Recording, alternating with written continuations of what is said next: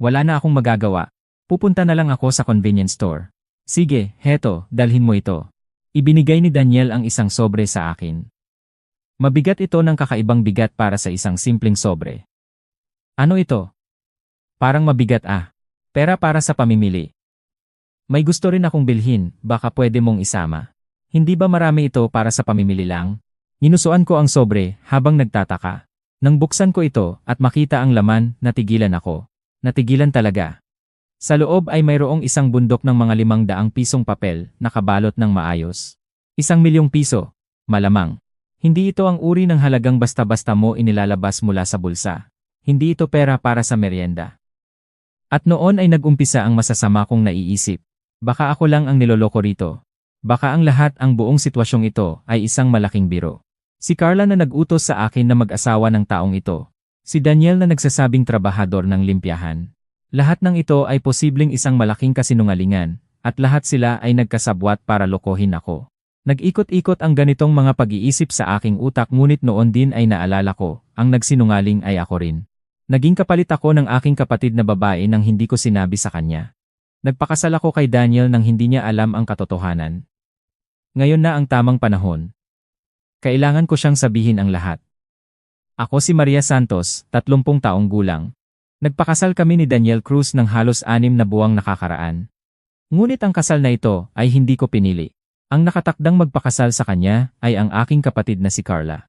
Nang dalhin ng aming ama ang larawan ng isang gwapong lalaki para sa isang arranged date, bumagsak agad si Carla. Sumabak siya ng buong buo. Pero biglang nagbago ang kanyang isip nang malaman niya ang realidad. Trabahador ng limpyahan? Bottom of the barrel yan. Ayoko. Ikaw na lang, ate. Nagulat ang aming ama, pero naiintindihan ko naman si Carla. Ganito palagi siya. Ang mga problemang ayaw niyang harapin, itinatatapon niya sa iba. Kapag hindi komportable ang sitwasyon, tumakas siya ganito palagi. Mahal siya ng aming ina ng walang kondisyon, kaya laging siya ang nananalo. At aking kapatid na iyon ang palaging paborito ng aming ina ang pinakakinasusuklaman ko sa lahat ng tao sa mundo. Hindi dahil mahal ako ng aming ina o hindi. Ang problema ay ang aming ina na kasabwat ni Carla sa pagmamaliit sa akin. Bawat pagkakataon natatanggi ako sa kahit ano, ikukumpara nila ako kay Carla at si Carla ang palaging itataas. Masakit. Hindi normal na di masakit yan. Nang bata pa ako, ayaw kong nasa bahay. Pag weekend, nasa parke ako sa malapit. Nang nasa high school na ako, nagsimula akong pumunta sa library. Mababawi kasi ng mga magulang ko ang pahintulot ko lumabas, kung sasabihin ko na gagawa ako ng takdang aralin doon. Ganoon ko binabawasan ang oras ko sa bahay. Nang malapit na ang graduation ko sa high school, nilapitan ko ang aking ama. Tatay, may hihilingin ako sa'yo. Ha, Maria? Gusto mo bang lumipat ng sariling apartment? Alam na ng aming ama ang hindi magandang relasyon ko sa aming ina. Agad niyang nahulaan. Oo. Pagkatapos ng graduation, gusto ko sa kumpanya mo magtrabaho. Ang aming ama ay presidente ng isang kumpanyang nag-import ng mga pagkain mula sa ibang bansa. Orihinal na kumpanya ito ng pamilya ng aming ina, na napasa sa aming ama nang mag-asawa siya rito. Sa pagkakataong iyon, sa unang pagkakataon, sinabi ko ang aking gusto. Nais ko rin iyon. Kaya magiging empleyado ka na at lilipat ng sariling lugar, ganoon ba? Oo. Kapag nasa bahay kasi. Lagi akong naiinis ng nanay. Tama, mas mabuti para sa iyo yan. Sige. Pumayag na ako ngunit may isa lang na kondisyon. Maminsan-minsan, gusto kong kumain kami bilang pamilya. Kaya mag-upa ka ng malapit lang sa amin. Pwede ba yan? Siyempre naman, tatay. At ganoon, lumabas na ako ng bahay. Pero hindi nagtagal ang aking kalayaan. Si Carla nasa junior high pa noon, ay naging palaging bisita sa aking apartment. Pagkatapos ng klase, liligaw-ligaw muna sa mall, at pagdating ko sa bahay, naroroon na siya. Papasok siya ng walang tanong, gagawa ng sariling mundo sa aking silid. Hindi siya umuuwi kahit sabihin ko ng paulit-ulit. Hindi nagtaka na nagalit ang aming ina ngunit ang galit ay ibinabarin niya sa akin. Ikaw kasi, mag-isa kang lumipat. Umuwi ka na doon. Bakit? Empleyada na ako. Empleyada. 18 years old ka pa lang. Ang yabang-yabang naman. Murang apartment ang inuupahan ko, manipis ang mga dingding, maririnig ng mga kapitbahay kahit anong sigaw. Dahil sa kahihiyan, napilitang umuwi na lang ako sa bahay ng aming mga magulang. Bakit hindi ka lumaban? Nawala na ang iyong sariling espasyo. Ikaw naman ang dapat magsalita yan, Carla. Dahil sa iyo nawala ang aking apartment. Ang aking buhay ay laging ginugulo ng kapatid kong iyon. Walang paraan para makatanan. Gustong-gusto ko sanang umiyak noon. Kaya naman, ginamit ko ang trabaho bilang dahilan para hindi na umuwi ng maaga. Tumulong ang aming ama sa pagpapaliwanag ngunit hindi rin ito nakatulong ng matagal. Ang tanging lunas para sa akin ay ang magpakasal. Pero kahit ito ay hindi madali. Si Carla ay madalas na pumupunta sa aking opisina. Nagsasalita siya ng malakas sa mga katrabaho ko. Ang ate ko kasi, choosy-choosy pa pagdating sa lalaki. Tapos gusto pa niya ng mayaman. Nakakatawa, di ba? Dahil sa ganitong usap-usapan, wala akong magawang makipagrelasyon sa opisina. Kahit mayroon akong napapansin na kawili-wiling lalaki, laging naubos kay Carla ang atensyon. Habang papasok sa kolehiyo si Carla, lalo siyang naging magaan sa buhay. Hindi nag-aaral, nililibang ang sarili. Nagbabago ng boyfriend, parang nagpapalit ng damit, hindi bihira na magkaibang lalaki ang kasama niya sa unang kalahati at sa ikalawang kalahati ng buwan. Siya na may daan-daang relasyon, at ako naman na kahit isang boyfriend ay wala sa loob ng mahigit 20 taon ng aking buhay, tanggap lang akong lokohin niya araw-araw. Mayroon bang gustong maging kasama ko? Bumalong ang salita mula sa aking bibig sa gitna ng trabaho. Ha? Wala ka talagang boyfriend, Maria?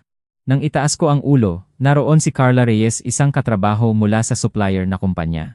May malaking supot ng dokumento siya sa kamay. Okay ka ba? Parang may iniisip ka. Sorry.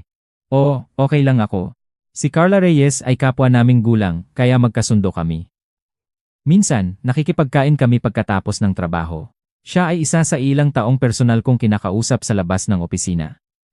Magkakaroon ka rin ng magandang makikita. Ngayon na ang gusto ko. Hindi Talaga? Nagkatawanan kami pareho. Ilang araw pagkatapos noon, narinig ba kaya ng aking ama ang aking daing? May dinala siyang balita tungkol sa isang arranged date. Maria, pwede ka bang makausap? Nang matapos na ang trabaho, hinarangan ako ng aming ama. Nasa loob pa kami ng opisina, kaya natigilan ako at sumagot ng formal. Oo po, Presidente. Dasen. Hindi trabaho ito. Usapan tayo ng pamilya. Halina. Lumuwag ang aking tensyon. Nakahinga akong malalim at sumunod sa kanya papasok sa opisina ng presidente. Ano po ang usapan? Naupo kami sa sofa. Inilapag ng aming ama ang isang album-like na bagay sa harap ko. May nag-alok na arranged date para sa iyo. Mula sa aming business partner. Arranged date. Para sa akin? Tumango ng malaki ang aming ama. Nag-atubili ako, hindi naman masamang ideya, pero mahirap makipag-usap sa taong hindi pa nakikilala. Kung kaya ko sanang gawin yon, matagal na akong may boyfriend. Pwede kang tumanggi kung gusto mo. Pero subukan mong makita siya muna. Tiyak na oportunidad ito. Kung magiging maayos, maaari akong makaalis na mula kina Carla at nanay. Maraming naisip nang biglang bumukas ang pintuan ng opisina. Narinig ko. Arranged date daw? Si Carla na ang pumasok, ang kapatid kong si Carla Santos, hindi si Carla Reyes. Agad niyang kinuha ang larawan mula sa mesa. Tingnan ko nga. Hindi naman masama tong lalaki na ito. Sige, sabihin mo sa kanya na pumapayag ako. Para sa relasyon na may layuning kasal. Carla, hintayin mo muna. Nang sinubukan ng aming ama na ipaliwanag na ang arranged date ay para sa edad ni Maria, hindi na nakikinig si Carla. Isinara ang larawan at ibinato sa mesa. Katawa-tawa, ate. Huwag kang mag-aasawa ng ganyan. Carla, hindi maganda ang sinasabi mo tungkol sa iyong sariling ate. Sinasabi ko lang ang katotohanan. Anong masama sa katotohanan? Walang pagbabago sa mukha. Patuloy siyang nagtatanong kung kailan ang date, nagtatakda ng sarili niyang schedule nang hindi tinatanong ang sinuman. Napuyat na lang ang aming ama. Nang lumabas si Carla, nasa loob ko ay masaya pa rin ako. Hindi mahalaga kung sino ang magpapakasal basta mapalayo si Carla mula sa amin, sapat na. Kung makakasal siya, lalabas siya ng bahay. At si nanay lang ang natira, magagawa ko ng harapin yon. Sana maging maayos ang arranged date ni Carla. Parang bata bago ang field trip, ganoon ako kasaya. Kahit sa trabaho, medyo nakalangaw. Pero agad na nagiba ang lahat. Isang gabi sa weekend, bumalik si Carla na magalit at pinalayas ang aming ama sa kanyang kwarto. Niloko mo ako, tatay. Ano ang sinasabi mo? Trabahador ng limpyahan pala yon. Anong klaseng usapan yan? Nang maubos ang kanyang pag-aasam, sinabi niya sa huli. Kung alam ko lang na mahirap pala yon, hindi na sana ako pumayag. Si ate na lang bagay sila. Ba? Sino kaya ang kusang loob na sumabak nang hindi man lang binabasa ang profile ng lalaki, kaya napasa sa akin ang arranged date? Maria, pasensya na. Si Carla kasi ay nasabik na. Okay lang, tatay. Business partner naman ng supplier yung nag-introduce, di ba? Masama ring tumanggi ng hindi man lang nagmumukha. Sinubukang hikayatin ang sarili ko. Takot talaga ako. At nagtataka pa rin saan nalaman ni Carla ang tungkol sa lalaki. Kinulit ko siya pagkalipas ng ilang araw. Carla, yung date na yon. Ano ngayon? Paano mo nalaman ang tungkol sa kanya? Sa party. Isang doktor ang nagsabi sa akin. Ayon sa kanya, pumunta siya sa isang party sa weekend at nakausap ang isang lalaking doktor. Karaniwan ay hindi niya pinapansin ang mga ganoon, pero nagkataong maganda ang itsura nito kaya nakipag-usap siya. Naging topic ang arranged date, sabi ni Carla, ay tungkol sa kanyang ate, hindi sa sarili niya. Malamang niloloko niya ang lalaki para mapahiya ako. Ipinakita rin niya ang larawan ng aking date sa doktor, at nakilala ng doktor ang lalaki. Nakita niya ito dati na naglilinis sa ospital. Nagkumpirma rin ang kasamahan ng doktor. Ganoon nalaman ng lahat na trabahador ng limpyahan ang lalaki. Halos mapakasalan ko na ang isang tao sa ilalim ng aking antas. Ikaw naman ang kusang loob na pumayag sa date. Hindi, gwapo siya kaya pumayag ako, hindi para sa trabaho niya. Kahit paano, ganoon ang paliwanag ni Carla. Ngunit ang pinakanakakainis. Pero ikaw, ate, bagay kayo. Maliwanag. Natawa siya. Naunawaan ko na ginagawa niya akong katatawanan. Gayunpaman, sinabi pa niya. At saka sinabi ko na sa kanya na para sa relasyong may layuning kasal, kaya mag-date ka na lang ng walang reklamo. Para sa reputasyon ng tatay. Apo, ikaw ang nagsabi noon. Pareho lang yan. Magsugal ka na lang, ate. Kung hindi, sasabihin ko sa nanay. Kung makialam ang aming ina, magiging mas komplikado ang lahat. Napilitan akong pumayag. Ang venue ng arranged date ay isang high-end na restaurant sa Makati. B. Hindi ako maaaring pumunta roon kung hindi dahil sa ganitong sitwasyon. Nang pumasok ako sa room, naroon na ang lalaki. Agad ko siyang nakilala mula sa larawan. Binasa ko na ang kanyang profile. Pangalan, Daniel Cruz. Trabahador ng limpyahan. Ang kanyang ina ay nakatira sa malayo. Una kong tinanong ang tungkol sa kanyang ina. Sorry po, medyo malayo kaya hindi siya nakakasama ngayon. Okay lang, kami rin ng tatay ko lang dito. Kahit first date ng panganay, hindi sumama ang aming ina, pumunta pa siya sa mall kasama si Carla. Nagtatawa lang ako para itago ang kahihiyan. Si Daniel ay walang pakialam at nagpatuloy sa pakikipag-usap. Pamilya ninyo ay mukhang napakamabait. Inggit ako. Ang aking ama ay namatay ng maaga. Kaya pala wala ang kanyang ama. Nakinig ako ng mabuti. Yung mukhang mabait na pamilya, ibig mo bang sabihin ang nanay at si Carla? Sigurado akong hindi niya kilala ang dalawa, malamang ang aming ama ang ibig niyang sabihin. Pero ang sagot niya ay nagulat sa akin. Hindi po ang inyong nanay at ang inyong kapatid na babae. May pagkakataon kaming magkakilala kamakailan. Nakita mo sila? Halos matumba ako sa upuan. Tumango si Daniel. Pumunta sila sa aming opisina at humingi ng regalo para sa kasal. Regalo para sa kasal? Ibinigay mo? Opo.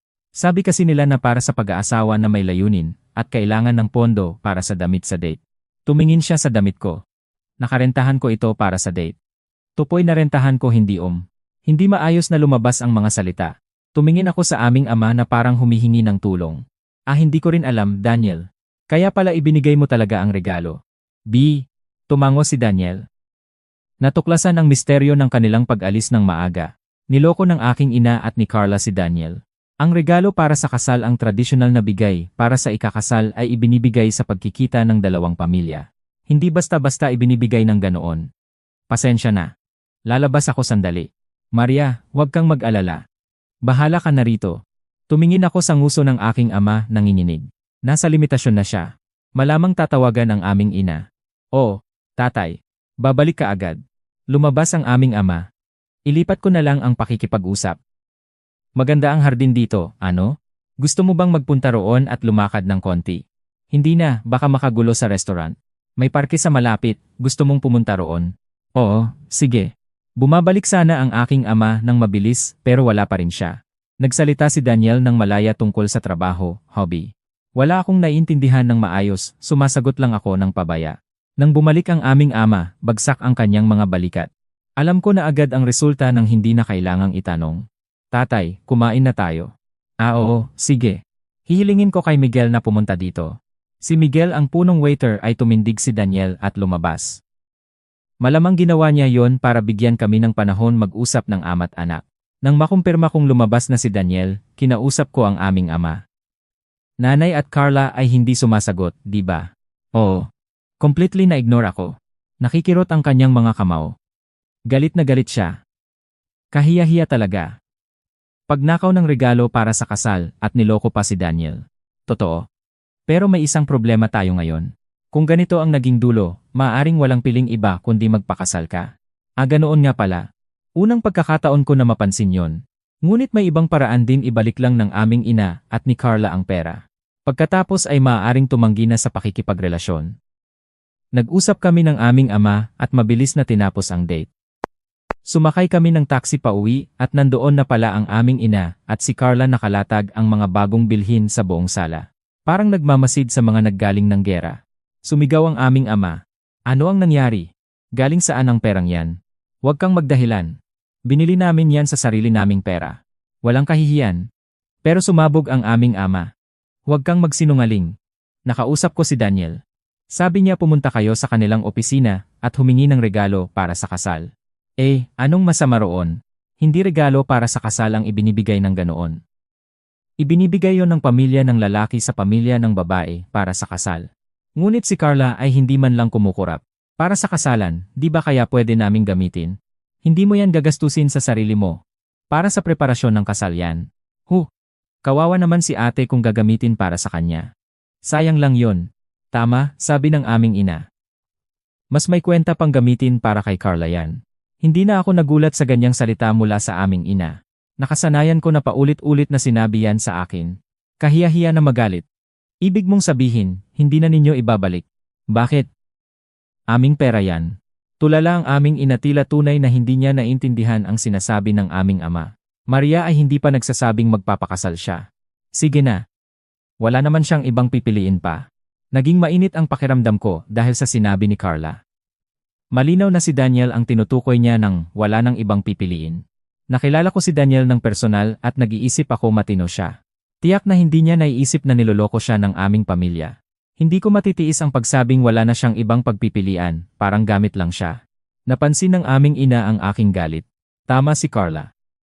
Mag-asawa na si Maria para matapos ang problema. Mag-asawa na lang kasi wala ka namang boyfriend, di ba? Nakatawa si Carla. Hindi ako nakasagot. Tinulungan pa siya ng aming ina. Mayroon ka bang nakaraan pang boyfriend? Ni minsan. Sino namang magkakagusto sa ganyang babaeng yan? Patas ba ito? Wala nga akong nakaraan pang boyfriend. May mga kaibigang lalaki ako, pero hindi kailanman naging relasyon. Sige na. Tulungan kita ng nanay mo. Patatanggalin kita sa trabaho kung wala kang trabaho, mag-aasawa ka na lang. Nanlaki ang aking mga mata. Tumingin ako sa aming ama. Ano ang sinasabi mo? Wala kang kinalaman sa kumpanya.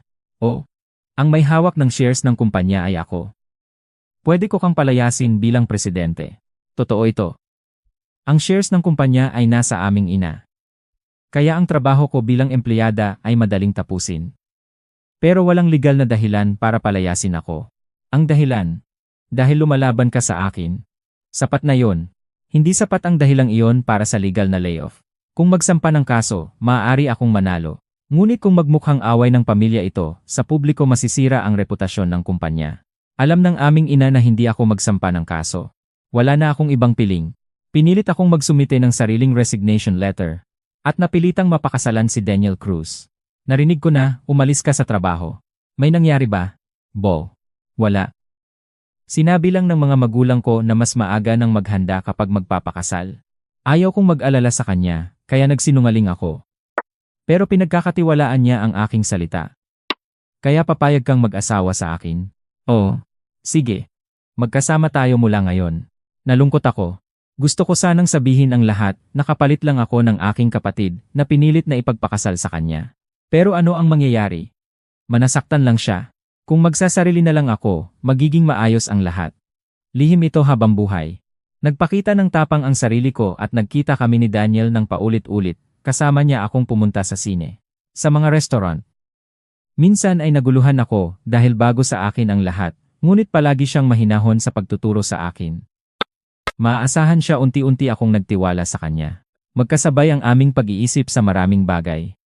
Masaya kapag magkasama kami. Sa simula ay akala ko'y imposible.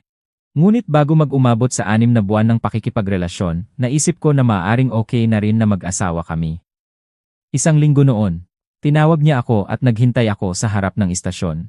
Pagkaraan ng ilang sandali, dumating siya sa kotse. Dinala niya ako sa isang tanyag na jewelry shop sa lungsod. Dito tayo bumibili ng wedding ring? Naliwanagan ang aking mga mata. Tumingin sa akin si Daniel nang may pagtataka. Natural lang yon kung magpapakasal tayo. Ah, oo. Tama ka. Totoo naman. Mag-aasawa ng walang singsing hindi maayos yon. Nervously pumasok kami sa tindahan. Agad na lumapit ang isang batang babaeng staff. Habang sineseryoso ni Daniel ang pakikipag-usap sa staff, nakatayo lang ako sa tabi niya at nakikinig. Nararamdaman ko ang pagkatuwa dahil may lalaking nagbibigay ng regalo para sa akin. Lumayo ang staff. Lumingon si Daniel sa akin. Maria, okay ka? Ah, opo. Napilitan akong ngumiti ng kahit paano. Patuloy niyang kinausap ako. Gusto ko yung inirekomenda ng staff, ano sa palagay mo? Yung pinakamahal dito. Itinuro niya ang isang singsing sa koleksyon, may price tag na higit sa 1 milyong piso. Hindi ba mahal yan? Pero yon ang inirekomenda. Sayang. Okay na ang mas mura. 2 dahilan ang mayroon ako. Una, nahihiya ako. Pangalawa, totoo namang masyadong mahal. At kahit medyo nawala na, nandoon pa rin sa likod ng aking isipan, pinipilitang mag-asawa lang ako. Wala akong karapatang tumanggap ng mahal na singsing para sa kasal. Yung yun hindi ba okay? Itinuro ko ang isa sa pinakamurang singsing. Simple at gusto ko talaga ang estilo nito. Yon. Kasama ang sa akin, halos 15,000 piso lang yon. Okay lang. Simple, gusto ko to. Binigyang diin ko ang gusto ko. Nag-isip sandali si Daniel, tapos pumayag. Sige. Kung yan ang gusto mo. Binili namin ang magkatugmang singsing 15,000 piso ang kabuuan. Pero hindi pa ito ang katapusan ng kwento.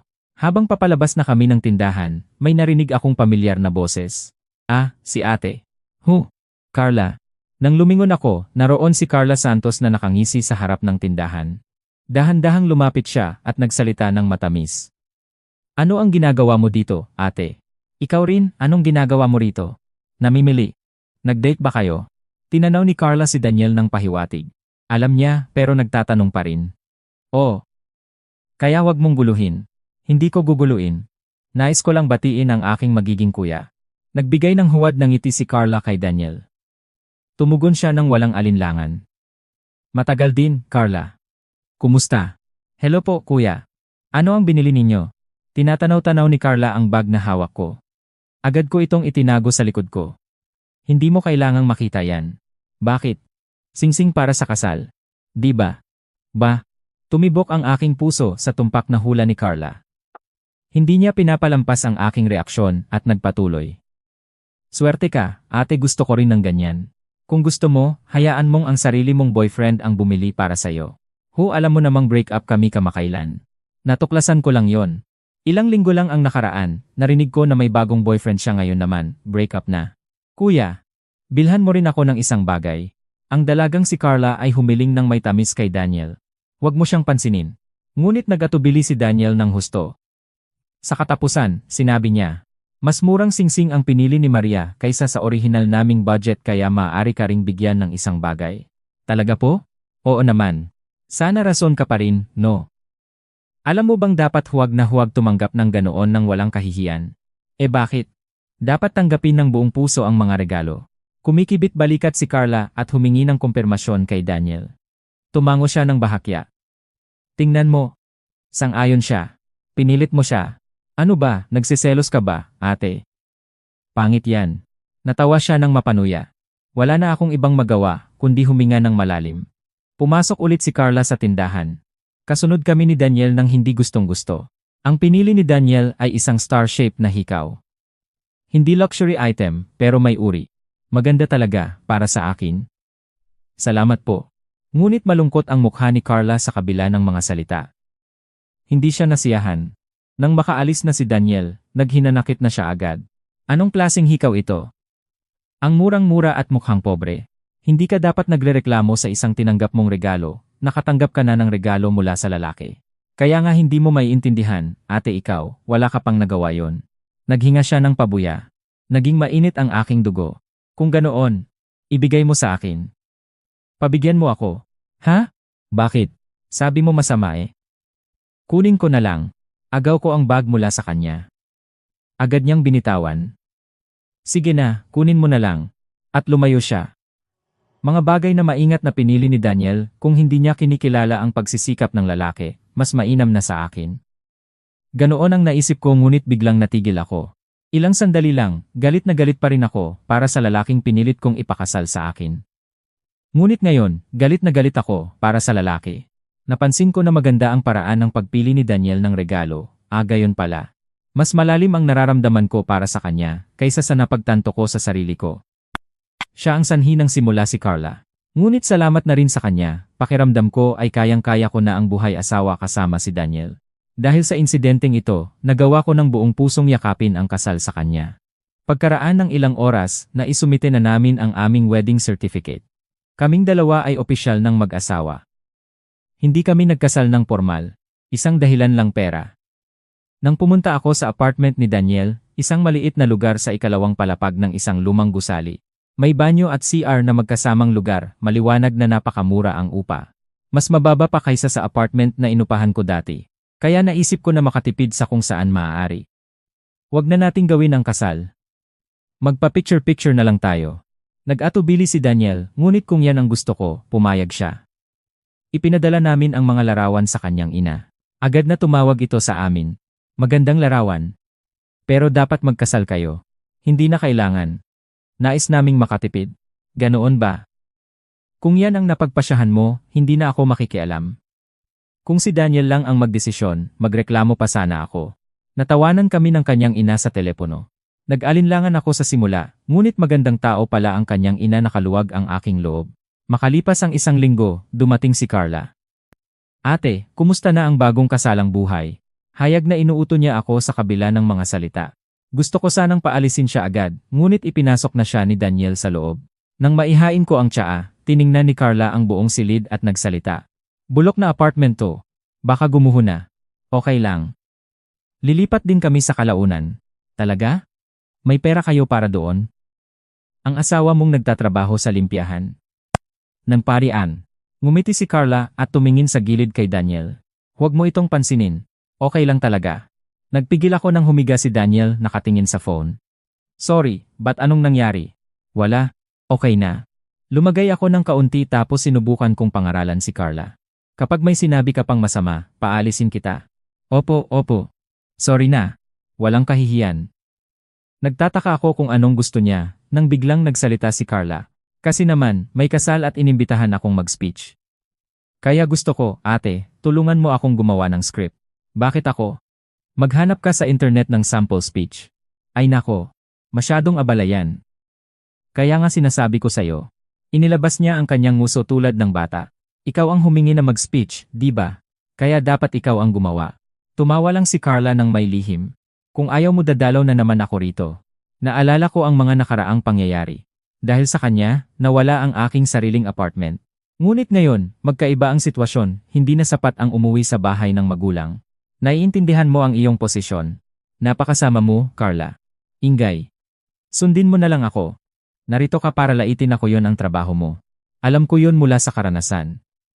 Hindi ko kailanman mananalo laban kay Carla, marami siyang kaibigan, at ang aming ina ay laging nasa panig niya. Sige na, umalis ka na. Heto, pangalan ng groom. Gusto ko bago matapos ang linggo. Bago pa man makasagot si Carla, nagtayo na siya at lumingon kay Daniel. Sorry po, kuya. Si ate ay may masamang kalooban. Kaya alis na muna ako. Ah, ganoon? Tumingin si Daniel sa akin. Hindi ako sumagot at lumayo ang tingin. Parang ganoon nga. Payagan ko na kayong mag-usap. Ayoko, okay na ako. Sige, samahan kita papalabas. Hindi na kailangan. Malinaw sa mata ni Carla na ayaw niyang makasabay sa isang pobre. Hindi niya sinabi, pero hayag. Lumabas si Carla. Nang masara ang pinto, huminga akong malalim. Anong nangyari, Maria? May sinabi ba sa iyo si Carla? Ganoon na nga. Huwag na nating pag-usapan. Napansin niya ang aking galit. Kumain ka ng matamis para gumaan ang pakiramdam mo. Oo, sige. Pumunta ako sa ref. Wala palang matamis. Wala na akong magagawa. Pupunta na lang ako sa convenience store. Sige. Heto. Dalhin mo ito. Ibinigay ni Daniel ang isang sobre sa akin. Mabigat ito. Ano ito? Parang mabigat. Pera para sa pamimili. May gusto rin akong bilhin, baka pwede mong isama. Hindi ba marami ito para sa pamimili lang? Ginusuan ko ang sobre habang nagtataka. Binuksan ko at napatigil. Isang bunton ng mga 500 pisong papel. Nakabalot ng maayos. Halos 1 milyong piso. Hindi ito ang uri ng halagang basta-basta mo inilalabas. At nag-umpisa na naman ang masasama kong pag-iisip, baka ako lang ang niloloko. Ang lahat si Carla, ang pagiging trabahador ng limpyahan, baka lahat ng ito ay isang malaking biro. Nagkasabwat silang lahat para lokohin ako. Ngunit naalala ko agad ako rin ang nagsinungaling. Naging kapalit ako ng aking kapatid nang hindi sinabi kay Daniel. Nagpakasal kami nang hindi niya alam ang katotohanan. Ngayon na ang tamang panahon. Dahan-dahang lumingon ako kay Daniel. Nagtataka siya sa mukha niya. Ano? Pupunta ka sa convenience store? Oo. Pero bago yon, may gusto akong sabihin sa'yo. Halos tumulo ang luha ko, ngunit kinagat ko ang aking labi. Huminga ng malalim. Sinabi ko ang lahat. Yung totoo, hindi ko plano ang pagpapakasal sa'yo. Si Carla ang sumagot sa iyong arranged date. At nang malaman niyang trabahador ka ng limpyahan, nagbago ang isip niya. Nagkagulo ang aking mga salita nang dumating ang luha. Naghintay si Daniel ng tahimik. Muli akong huminga ng malalim. Patuloy akong nagsalita. Sinabi ko ang buong katotohanan na si Carla ang orihinal na dapat na mag-date sa kanya, na tinawag niya si Daniel na pobre at nasa ilalim ng antas. Pagkatapos ay pumunta ako sa drawer, kinuha ang hikaw na dating para kay Carla. Yon ang binili mo para kay Carla. Kinuha ko. Iniabot ko ito sa kanya. Sinabi niya na masama ang regalo, kaya talagang nagalit ako. Pasensya na. Yumuko ako ng tapat. Tapos ay patuloy akong nagsalita. Noon ko napagtanto, gusto kita talaga. Kaya ang kasal na ito, hindi na ito pagpapalit. Pagkatapos noon, hindi na nailabas ang mga salita. Ngunit narinig niya. Niyakap niya ako ng mahinahon. Okay lang. Huwag kang mag-alala. Ano man ang naging simula, nagpakasal ka sa akin, Maria. Ito ang pinakamahalaga.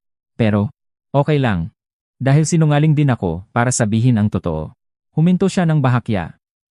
Yumuko rin siya. Sorry. Isasalaysay ko rin ang tunay. Sinimulan niyang ikwento ang mga bagay na naiiwan sa akin. Lahat ito ay bago sa akin. Nagulat ako, ngunit naging puno ang aking puso. Mula sa unang pagkikita namin, walang kasinungalingan sa mga salita ni Daniel. Kahit nalaman ko man sana ng mas maaga parehong magiging resulta. Pasensya na sa pagtatago ng isang mahalagang bagay. Nasaktan ka ba? Hindi. Pero ikaw din ay nagtago ng mga bagay. Totoo. Pareho kaming ngumiti. Kaya mula ngayon, totoong mag-asawa na tayo. Kung gusto mo yan, buong puso akong pumapayag. Yumuko ako. Tumawa siya habang sumasagot. Ako rin. At isang bagay pa, huwag kang magkamali. Mula pa sa simula, gusto kitang maging asawa, ikaw lang talaga. Maria. Medyo namula ako, ngunit ang hanging nararamdaman ko ay talagang komportable. Pagkaraan ng ilang sandali, naging mahinahon na kami. Tumingin kami sa isa't isa at nagtanong ako. Pupunta na sa convenience store, anong bibilhin ko? Wedding card para sa kasal ng kaibigan ko. ₱1 lang ang mahal niyon, hindi 1 milyon. Man, talagang hindi mo alam yan. Inilabas ko ang ₱500 papel mula sa sobre. Sapat na ito. May iba pa ba tayong bibilhin? Sige na, samahan na lang kita. Tumindig si Daniel. Gusto ko rin yon. Halina na. Paglabas namin sa pintuan, hawak ko ang kanyang kamay. Kabado ako, ngunit nararamdaman kong bagay na bagay para sa mga bagong kasal. Sa convenience store, bumili kami ng wedding card at 2 matamis. Kasama rin ang inumin at iba pang bagay bago umuwi.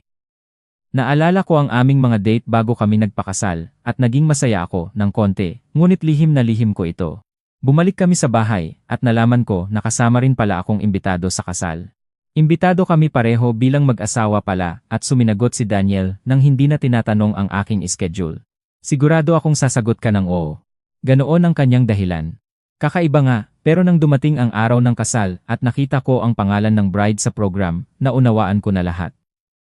Ang pangalan ng bride, si Carla Reyes. Ang aking kaibigan mula sa trabaho.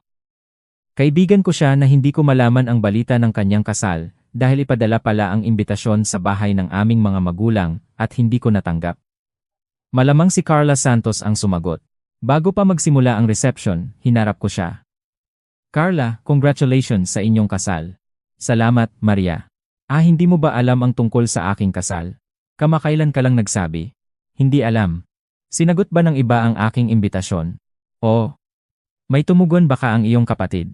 Ah, malinaw na. Si Carla Santos ang dumating nang nagpapanggap na ako. Napangiti lang ako. Kung makagulo siya, paaalisin mo siya. Kaso, sige yon. Natawa kaming pareho. Akala ko ay ganoon lang, ngunit hindi ganoon ang mangyayari. Nang magsimula na ang reception, unang tinawag ang pangalan sa speech at yun pala, si Carla Santos na ang nakatayo sa harap ng mikropono. Mabilis, paano to? Mabilis? Wala na tayong magagawa. Sorry, Carla. Nakita ni Carla Reyes ang aming kibo, ngumiti siya at kumaway. Parang sinasabing okay lang. Ngunit ang tunay na problema ay ang katapusan ng speech ni Carla Santos. Congratulations po, Miguel Santos. Sa isang kisap mata, naging tahimik ang buong reception hall. Sa gitna ng katahimikan, tinanong ng bride ang groom. Hoy, Miguel, sino ang babaeng yon? Ha? Hindi ko alam. Nagtatanggi ng husto ang groom. Unti-unting napagtanto ni Carla Santos ang kanyang pagkakamali. Anong pangalan nga ba yun? Nagtatanong siya sa mga tao, isang malaking kahihiyan. Lumabas ang buntong hininga mula sa mga panauhin. Mula sa point na yon, hindi na nakabalik ang dating sigla ng reception. Pagkatapos ng reception, pumunta kami sa dressing room ng bride para humingi ng patawad. Nang buksan ko ang pintuan, ang unang nakita ko ay umuyo kong aming ama. Tatay, anong ginagawa mo rito? Maria, bakit nandito ka? Imbitado ako dito. Ikaw? Tinanaw ko ang loob ng kwarto. Kasama ng aming ama ang aming ina tulala at si Carla Santos, nakayukong mahigpit. Sa kabilang panig ay nakaupo si Carla Reyes at ang kanyang asawang si Miguel. Nakikita ko ang galit nila sa mukha. Maria. Lumapit si Carla Reyes sa akin. Agad akong yumuko. Sorry, Carla. Dahil sa akin. Anong ibig mong sabihin? Direkta akong nagsalita. Ang speech ni Carla Santos, ang script nito, gawa ko. Ha? Ikaw ang gumawa. Hindi na nakapagtataka ang pagkagulat niya. Ako mismo, hanggang sa simula ng reception, hindi ko napansin ang pagkakamali. Kailangan nating bumalik sa nakaraan. Nang araw na pumunta kami sa convenience store, para sa wedding card noon, in-order sa akin ni Carla Santos ang script para sa kasal. Pinilit akong pumayag dahil sa banta niya na darating ulit siya sa aming apartment. Ang papel na ibinigay niya sa akin ay may sulat na isang pangalan, ngunit ang sulat ni Carla Santos ay napakasama. Ako ay nagtanong mula sa salitang nakasulat. Sa aking isip, nakilala ko agad ang pangalang iyon, Carla. Ang pinakamalapit na kaibigan ni Carla Santos mula pa sa high school. Palagi itong tinatawag na Carla. Kahit nasa hustong gulang na, madalas silang magkasama. Ngunit ito ay isang pagkakamali ko. Ang tunay na isinulat ni Carla Santos ay hindi Carla kundi Carla na nangangahulugang si Carla Reyes ang bride. Medyo magkaparehong pagbabaybay kaya nalito ako. Kaya naman naisulat ko ang speech para sa kaibigan ni Carla Santos, hindi para sa tunay na bride. Naiintindihan ko na hindi siya naglingkod na sa inyo. Responsable si Carla Santos sa hindi niya pagbabasa ng script. Totoo, may script na siya kung binasa lang niya bago mag-speech, hindi sana nagkamali.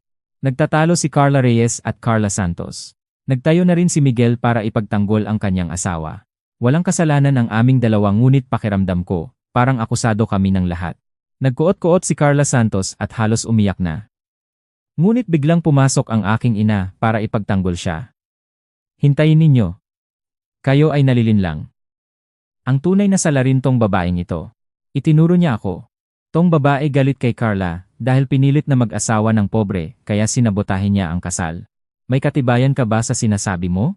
Mayroon. Palagi siyang may sama ng loob kay Carla. Malinaw na kasinungalingan. Ngunit parang maaring maniwala ang iba. Bakit? Kailan ko pa sinabotahe si Carla Santos? Tatay, anong sinasabi niya? Lumapit ang aming ama sa aming ina ng galit. Kailan naman pinagsamahan ni Maria si Carla? Ikaw ang palaging pumabor kay Carla at hindi niya pinansin si Maria. B. Hindi totoo yan. Patas ang aking pagtrato sa dalawa. Kasinungalingan. Naging away ng aming mga magulang ang labanan. Pumasok si Carla Reyes sa gitna. Tigilan na ang pag-aaway. Kakasuhan ko pa rin si Carla Santos ng damages. Bakit? Wala akong ginawa. Sige pa, isa pang tanong, bakit hindi ka gumawa ng sariling script? Kasi mahirap para sa akin. Si ate ang magaling doon. Isa pa, bakit nakapasok ka sa reception sa pangalan ni Maria Santos? Natahimik si Carla Santos. Alam ko ang sagot, pumunta siya roon para maghanap ng lalaki para pakasalan. Ang reception ay puno ng mga kaibigan ng bride at groom, malamang mga katulad ng antas at background. Ang groom, si Miguel, ay anak ng presidente ng isang kumpanyang may relasyon sa kumpanya ng aming ama. Mga may-ari ng negosyo rin ang kaibigan niya malamang. Natanaw ni Carla Santos ang pagkakataon makisalamuha sa mga iyon at makahanap ng isang mayamang asawa. Para humanap ng lalaki, di ba? B. Sinikap kong sayang sabihin. Ngunit hindi ako natayo. Anong sinasabi mo? Dahil mas pobre ang asawa mo. Akala mo na nanalo ka? B. Ayoko ng kasal sa pobre. Kahit nakaluhod ka pa sa harap ko, hindi ko papayagan. Yung ugaling ganyan ang dahilan kung bakit ikaw ay hindi pa rin makapag-asawa. Palagi ka ring naghihiwalay sa mga boyfriend, di ba? Akala ko noon na dahil maganda si Carla Santos, palagi siyang may bagong karelasyon, ngunit maaari ring siya ang palaging pinababayaan. Hindi ko kasalanan kung wala pa akong asawa. Hindi na rin yan pakialam ko, kasal na ako. Pinilit kang ipakasal sa aking kapatid, yan ang totoo. Inisip ni Carla Santos na masisira ang aming relasyon sa pagsisiwalat na ito. Nasabi ko na kay Daniel yan. Kaya walang epekto. Talagang masama ang ugali mo. Tumalon si Carla Santos at sinubukan niyang hawakan ako. Agad kong nahanda ang sarili, ngunit pumasok si Carla Reyes sa gitna. Teka, bumalik tayo sa paksa. Hinawakan niya ang aming dalawa at tinigil ang gulo. Tinanaw niya si Carla Santos ng matinding tingin. Sabihin mo, bakit ka pumasok sa reception sa pangalan ni Maria? Gusto ko lang batiin ka. Nakasama kami sa opisina kaya gusto ko talagang dumalo. Nag-iisip si Carla Santos. Sa ganitong sitwasyon, palagi siyang nagsisinungaling. Kasinungalingan yan. Ngunit tinawid agad ng kumpiyansa ni Carla Reyes. Ba't hindi? Tapat akong pumunta para batiin ka. Kung tapat ka, bakit mali ang pangalan sa speech? Kung para sa akin ang dalaw mo, di ba sana tama ang pangalan ko? Tumpak na punto. Kinawayan ng pawis si Carla Santos. Dahil kay ate ang kagagawan yan. Ang malinis na sulat niya ang nagpanggaya ng aking sulat. Hindi. Ang tinutukoy ko ay iba. Ha? Ano? Kung para talaga sa akin ang iyong dalaw, ibig sabihin, gamit ang pangalan ko ang speech. Bakit pangalan ng asawa ng groom ang naisulat mo? Tumigas si Carla Santos sa pagkakatayo. Kung ako ang nasa kanyang sitwasyon, susuko na ako ngayon. Nagpatuloy si Carla Reyes pagkatapos ng isang buntong hininga. Kung wala kang maayos na paliwanag, itatuloy ko na ang proseso ng kaso. Sige ka. Hinusgahan si Carla Santos mula sa dalawang panig. Halos lumuha na siya, bumagsak ang kanyang balikat. Wala ka bang sasabihin? Dahil doon, kakasuhan kita ng damages. Binahagi ito ni Carla Reyes ng malinaw at lumingon siya palayo mula kay Carla Santos. Ngunit pumasok agad ang aming ina. Hintayin ninyo. Si Carla ay walang kasalanan. Ang lahat ng ito kasalanan ng babaeng ito. Itinuro niya ako ulit. Asawa ng iyong kapatid tong babae, inggit siya sa aking anak kaya ginulo ang kasal. Mayroon ka bang katibayan? Oo. Palagi niyang tinatagal si Carla. Nagsimulang lumaban ang aming ama. Kailan itinagal ni Maria si Carla? Palagi mong pinapaboran si Carla at pinababayaan si Maria. Hindi totoo, patas ang aking pagtrato. Kasinungalingan. Lumago na ang away at halos mag-aagaw-agawan na sila nang pumasok si Carla Reyes. Tama na ang away. Kakasuhan pa rin namin si Carla Santos ng damages. Bakit? Isa pa dahil saan gumamit ng pangalan ni Maria para sa reception. Tumahimik si Carla Santos. Pumasok ang aking ina para ipagtanggol siya. Hintayin ninyo. Makikinig ba kayo sa akin?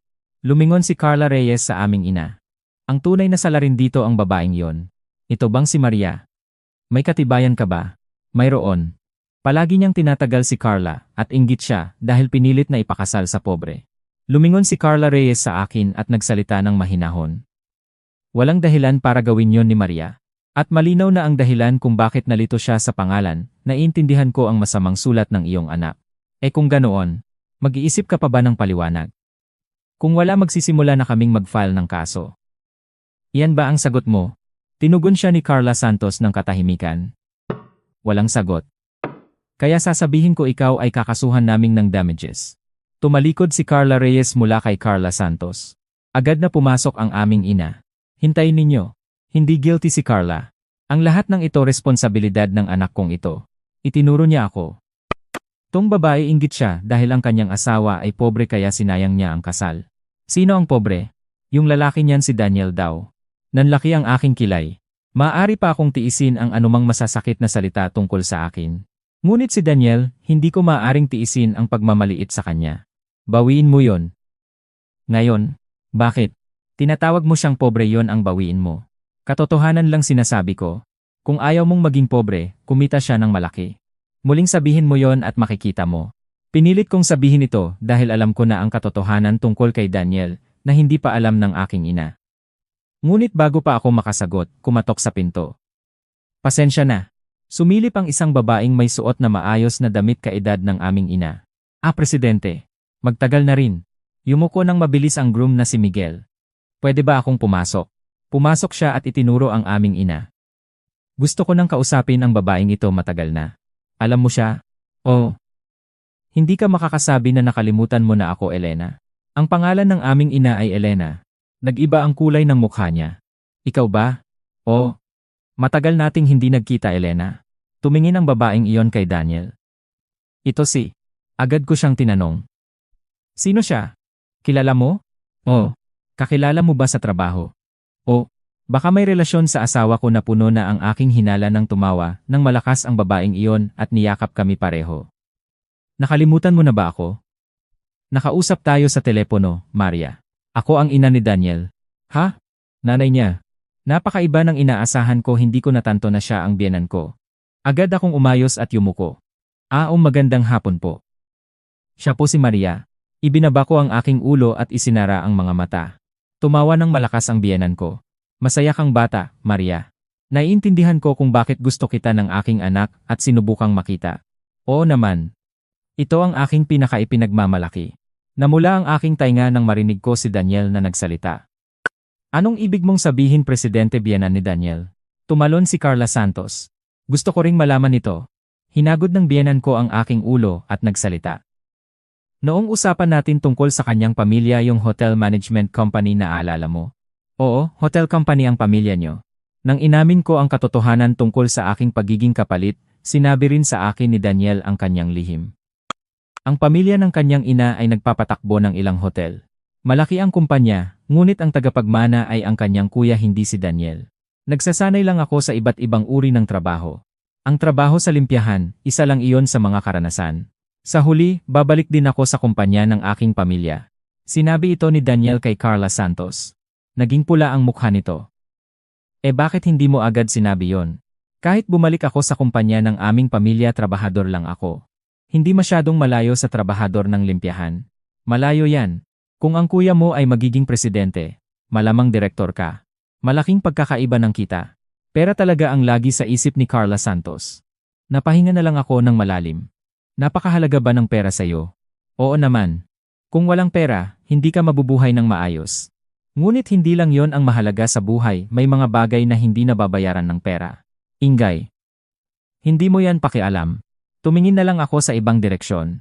Ngayon lang, humingi ka ng diborsyo. Ibalik mo si Daniel sa akin. Ikaw ang tumanggi sa kanya noong una. Binabawi ko yon. Gwapo siya at may pera pa, wala na akong dahilan para tumanggi. Lumalapit si Carla Santos sa akin ng paunti-unti. Handa na akong kumilos, ngunit pumasok sa pagitan ang biyenan ko. Pasensya. Ngunit ayaw ko ng ganitong uri ng babaeng magiging anak ko. Magkapatid kami. Walang malayo sa amin. Talaga? Mukhang katulad mo ng iyong ina yung babaeng sinaktan si Maria at pinalabas sa kumpanya. Tumahimik ang lahat. Ngumiti ang biyenan ko at patuloy na nagsalita.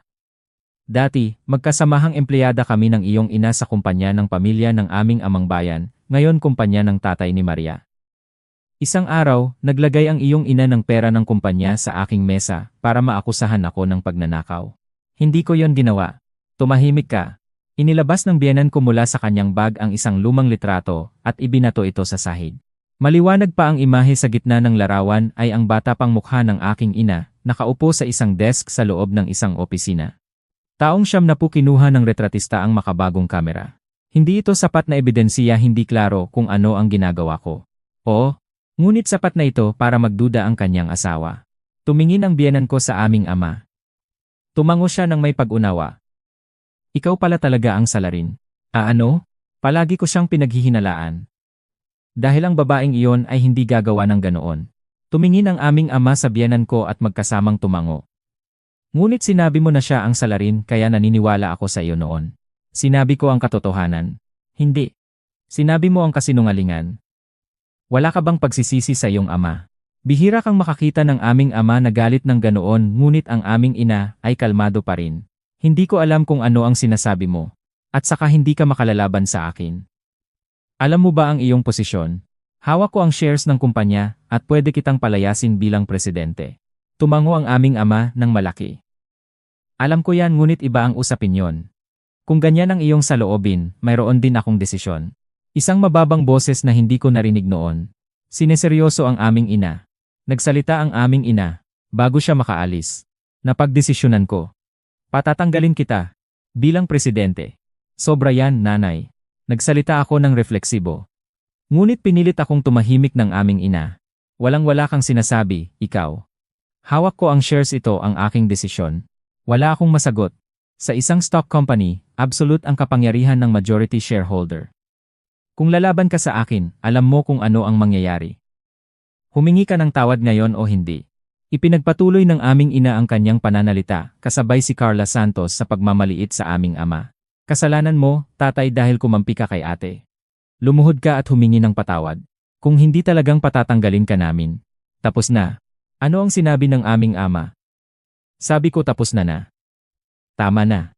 Sumigaw ang aming ama ng isang beses. Napalimot kami lahat ng gagawin. Dahan-dahan siyang nagsalita. Matagal akong nagtitiis para kay Maria. Ngunit ngayon ay kasal na siya at kaya na siyang mabuhay ng walang pangangailangan ng tulong ko. Tumingin siya sa akin. Maria, halos tumulo ang aking luha. Isang bagay ang hindi ko maiintindihan sa loob ng matagal na panahon, bakit kinasusuklaman ako ng aking ina gayong minamahal niya si Carla Santos. Naisip ko noon na baka hindi ako tunay na anak ng aming mga magulang. Ngunit ang aming ama palagi siyang nasa tabi ko. Kung magiging mabuti ako, mamahalin din ako ng aking ina, balang araw ganyan ang pag-iisip ko para mapanatili ang aking balanse. Ngunit maling-mali pala ako, bata lang akong umaasa. Ang umasa sa iba ay hindi kasalanan. Lalo na kapag bata pa. Ngunit mayroon akong isang pagkakataon ng mag-apply sa trabaho, dapat akong lumayo sa aming pamilya nang hindi umaasa sa aming ama. Kung nagawa ko yon, hindi sana nagdusa ang aming ama ng ganito. Habang gustong-gusto kong mahalin ng aking ina, umaasa lang ako sa aming ama, hindi natututo na tumayo ng sarili. Ngayon ko lang napagtanto ang ganitong simpleng bagay. Tatay, pasensya na. Wala kang kailangang humingi ng tawad. Bilang magulang, nagagalak ako kapag umasa ang anak. Ngunit mula ngayon iyan na ang tungkulin niya. Lumingon ang aming ama at yumuko kay Daniel. Sumagot din si Daniel ng may kagalang-galang. Kaya ipakasal mo na ako kung gusto mo. Seryoso ka ba? Oo. Pero kung patatanggalin mo ako, handa ka rin para sa mga kinahinatnan? Nagbabala ang aming ama. Medyo nataranta ang aming ina. Handa ka rin, Carla? Ha? Okay lang, patatanggalin ko si ate sa Daniel at kukunin ko siya para sa akin.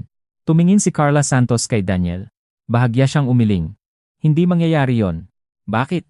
Magkapatid kami, parehong mga anak ng tatay ninyo, walang pagkakaiba. Oo, kaya pinili ko si Maria. Ngayon mo lang naisip yon. Ang kondisyon mo noon sa arranged date ay anak ng tatay, walang tiyak na pangalan. Oo. Kaya si Maria. Natigilan si Carla Santos. Nag-isip siya sandali. Bakit si ate at hindi ako magkaparehong anak ng tatay namin? Kasi hindi anak ng tatay ni Maria si Carla Santos. Sa isang kisap mata, nagyelo ang buong silid. Tumingin ako kay Daniel ng may pigipit na mukha. Daniel, anong ibig mong sabihin? Literal ang sinasabi ko, si Carla Santos ay anak ng ibang tao, hindi ng tatay mo. Nagsabi siya nito, habang nakangiti, ngunit ang sinabi niya ay nakakayanig. Nawala ang ngiti sa mukha ni Carla Santos. Anak ako ng ibang tao. Anong ibig mong sabihin? Mas mabuting tanungin mo ang iyong ina. Tumingan silang magkapatid ng aming ina. Nanay, ipaliwanag mo. Anak ba ako ng ibang lalaki? Lumamlam ang mukha ng aming ina ng husto. Umiiwas ang kanyang tingin. Nanay, kung ibang lalaki ang ama ko, ibig mong sabihin nangangaliwa ka. Sumigaw si Carla Santos. Huminga ng malalim ang biyanan ko bago ibahagi ang buong kwento. Nagsimula ang lahat halos 1 taon bago ang arranged date. Nagpasimula si Daniel ng magsikap sa trabaho, nagsimula sa isang limpyahan para matuto. Panlabas na kontratista siya at ang kanyang sahod ay nagmumula sa kumpanya ng pamilya niya. 1 taon lang ang plano niya para maunawaan ang trabaho ng mga limpyahan dahil may nagtatrabaho ring ganitong uri ng kumpanya sa hotel ng kanyang pamilya. Ngunit nang magsimula siya ng talagang magtrabaho, nagulat siya sa realidad. Paulit-ulit siyang pinagmumaliit tulad ng ginawa ni Carla Santos sa kanya. Natanggap niya ang ganitong pagtrato ng maraming beses. Kaya naman noong napadala siya sa kumpanya ng aming ama, nagulat siya nang hindi siya tinanggap ng nagmamaliit na paraan. May isang babaeng empleyada na maayos ang pakikitungo sa kanya. Nagbago ang kanyang araw. Yon si Maria. Ako? Walang natatandaan na espesyal na ginawa ko. Ngunit ayon sa kanya, may nangyari para sa kanya kahit simpleng magandang umaga at maayos na pakikipag-usap sa trabaho, sapat na para sa kanya. Nahulog siya. Ngunit may problema, isang ordinaryong trabahador ng limpyahan na magko-confess baka hindi siya mapansin, kaya napagpasyahan niyang gamitin ang kanyang koneksyon. Hiniling sa supplier na mag-arrange ng date para sa amin.